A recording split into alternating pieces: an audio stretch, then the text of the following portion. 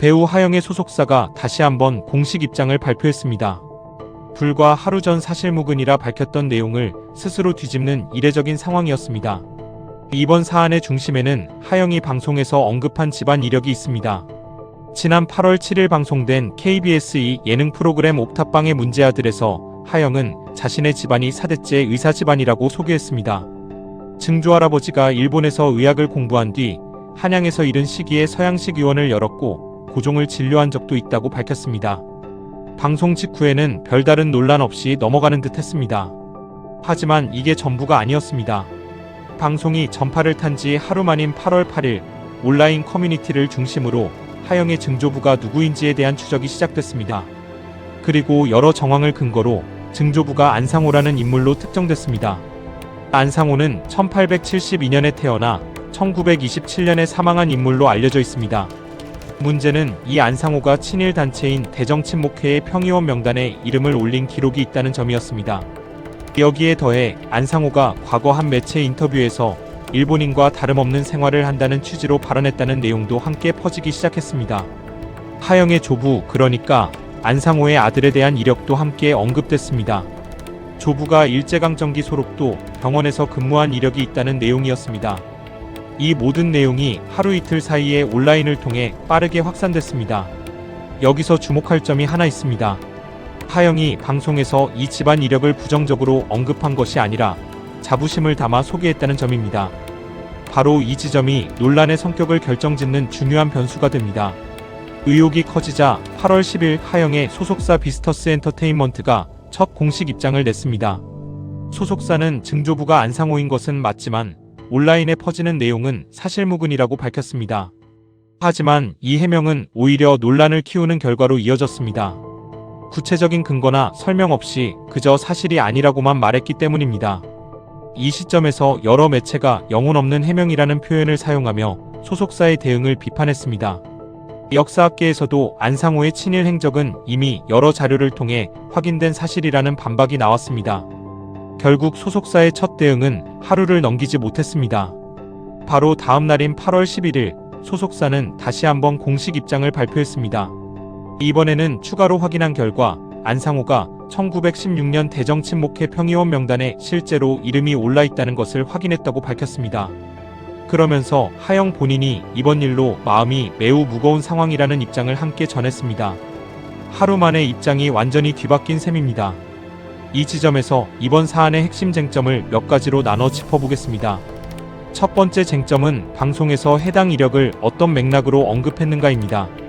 하영은 집안의 의료 가업을 자랑스러운 이력으로 소개했고 이 부분이 문제를 키운 결정적인 이유로 꼽힙니다.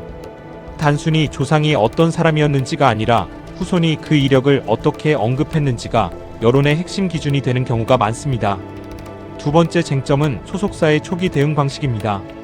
근거 없이 사실무근이라고 먼저 못 박은 뒤 하루 만에 이를 번복한 것은 신뢰를 크게 떨어뜨리는 대응으로 평가받고 있습니다. 처음부터 사실관계를 충분히 확인하고 입장을 냈어야 한다는 지적이 나오는 이유입니다. 세 번째 쟁점은 이번 논란이 실제 산업적 파장으로 이어지고 있다는 점입니다. 하영이 출연한 넷플릭스 관련 홍보 콘텐츠 공개가 보류됐고 일부 광고에서도 하차 움직임이 포착됐습니다. 또한 하영이 출연 중인 작품과 관련된 인터뷰 일정이 취소되는 등 논란이 개인을 넘어 함께 작업하는 다른 배우와 제작진에게까지 영향을 미치고 있습니다. 여기서 잠깐 비슷한 논란이 처음이 아니라는 점도 짚고 넘어가야 합니다. 과거에도 친일파 후손이라는 사실이 알려지며 논란을 겪은 배우들이 있었습니다. 대표적인 사례가 배우 강동원입니다. 지난 2017년 한 매체가 3.1절을 맞아 친일파와 독립운동가 후손 배우를 정리하는 기사를 냈고 이 과정에서 강동원의 외증조부 이종만이 친일인명사전에 이름이 오른 인물이라는 사실이 알려졌습니다. 문제는 여기서 끝나지 않았습니다. 과거 한 인터뷰에서 강동원이 외증조부를 언급하며 대동기업 회장이었고 금광사업을 했다고 자랑스럽게 소개했던 내용까지 함께 재조명됐습니다. 처음 소속사의 대응은 좋지 않았습니다. 관련 게시물에 대해 삭제를 요청하면서 오히려 문제를 감추려 한다는 비판이 커졌습니다. 하지만 나흘 만에 강동원 본인 명의의 사과문이 나왔습니다. 외할머니가 독립유공자의 자손이어서 미담만 듣고 자랐고 당시에는 잘못된 행동을 정확히 인지하지 못했다는 내용이었습니다. 이 사과 이후 여론은 비교적 빠르게 진정되는 흐름을 보였습니다. 두 번째로 살펴볼 사례는 배우 이지아입니다. 이지아의 조부 김수능은 친일인명사전에 등재된 인물로 국방원금을 헌납하고 친일단체에서 활동한 이력이 있습니다. 이 사실은 2011년 이지아 집안이 명문가라는 미담 보도가 나오는 과정에서 함께 알려졌습니다. 당시에는 별다른 공식 입장 없이 시간이 흘렀습니다.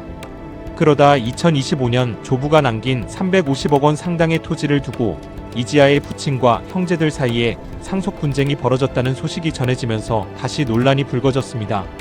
친일 재산으로 축적된 부라는 비판이 함께 제기됐습니다.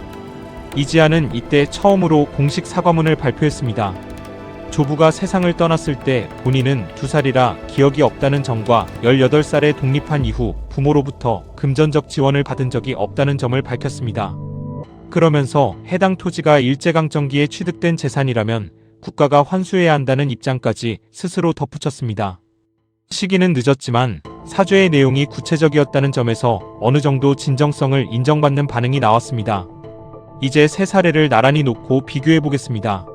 강동원은 언론의 특집 기사를 통해 문제가 시작됐고 초기에는 게시물 삭제라는 잘못된 대응을 했지만 나흘 만에 진정성 있는 사과로 국면을 전환했습니다. 이지아는 재산 분쟁이라는 전혀 다른 사건을 계기로 조부의 이력이 다시 드러났고 14년이라는 긴 시간이 지난 뒤에야 사과했지만 내용이 구체적이었습니다. 하영은 본인이 직접 방송에서 집안 이력을 자랑스럽게 언급했다는 점에서 앞선 두 사례와 결이 다르고 소속사의 첫 대응이 사실무근이라는 부인이었다가 하루 만에 뒤집혔다는 점에서 신뢰에 타격을 입었습니다. 세 사례를 관통하는 공통점도 있습니다. 조상의 친일 행적 자체는 후손의 잘못이 아니라는 공감되는 세 경우 모두 존재했습니다. 다만 그 이력을 자랑처럼 언급했는지 그리고 문제가 제기됐을 때 얼마나 솔직하고 신속하게 대응했는지가 여론의 방향을 갈랐습니다. 이제 하영 논란에 대한 실제 반응을 살펴보겠습니다. 온라인 커뮤니티에서는 하루 만에 입장이 바뀐 소속사의 대응을 두고 비판적인 반응이 다수를 이루고 있습니다. 처음부터 제대로 확인했다면 이렇게까지 논란이 커지지 않았을 것이라는 의견이 많습니다. 일부 팬들 사이에서는 조상의 잘못을 본인에게 그대로 묻는 것은 과도하다는 반응도 있습니다. 다만 이런 의견도 방송에서 자랑스럽게 소개한 태도까지 옹호하지는 않는 경우가 많습니다. 업계에서도 이번 사안을 주시하고 있습니다. 하영이 출연 중인 작품 관계자들은 상황을 지켜보고 있다는 입장을 전한 것으로 알려졌습니다. 이제 앞으로의 흐름을 짚어보겠습니다. 소속사는 이번 사안과 관련해 자세한 내용을 정리해 빠른 시일 내에 다시 입장을 발표하겠다고 밝힌 상태입니다. 추가 입장에 어떤 내용이 담기는지에 따라 여론의 방향이 다시 한번 바뀔 가능성이 있습니다. 앞선 강동원 사례처럼 본인 명의의 직접적이고 구체적인 사과가 나온다면 논란이 진정될 가능성이 있습니다. 반대로 또다시 원론적인 입장만 반복된다면 논란은 더 길게 이어질 것으로 예상됩니다. 출연 중인 작품과 광고 등 산업적 파장이 어디까지 이어질지도 계속 지켜봐야 할 부분입니다. 지금까지 배우 하영의 친일 논란 타임라인과 앞서 비슷한 논란을 겪었던 강동원, 이지아의 사례까지 함께 정리해봤습니다. 세 사례 모두 본인의 잘못으로 시작된 일은 아니지만 이를 어떻게 인지하고 대응했는지에 따라 여론의 결과는 크게 달랐습니다. 여러분은 이 문제를 어떻게 보시나요?